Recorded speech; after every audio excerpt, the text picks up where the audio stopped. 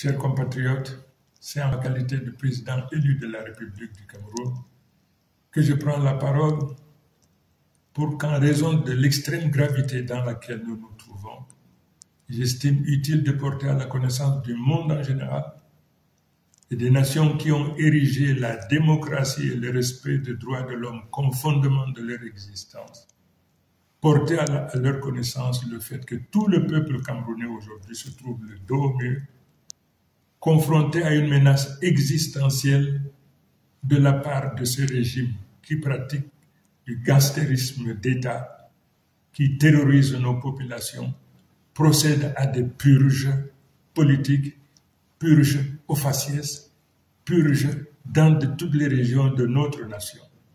Une situation inacceptable, intolérable, dès lors qu'en dehors de toute procédure judiciaire, des dizaines, des centaines, des milliers de Camerounais sont arrêtés, incarcérés, persécutés.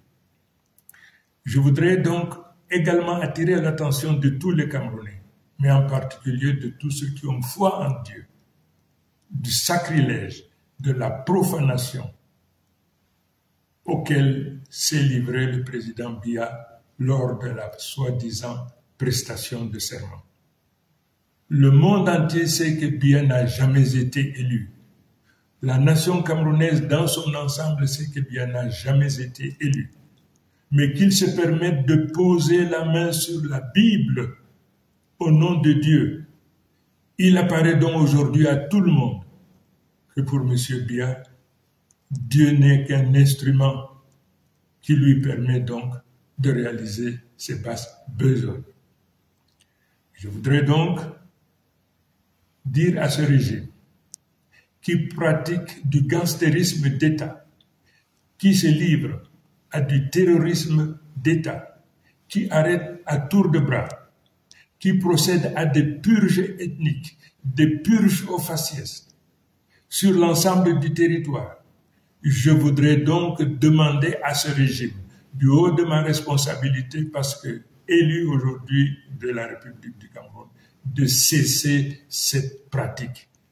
Les Camerounais n'en veulent plus, les Camerounais n'en peuvent plus.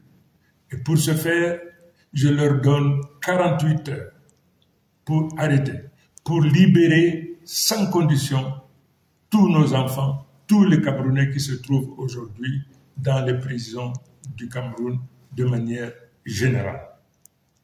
Je leur donne 48 heures.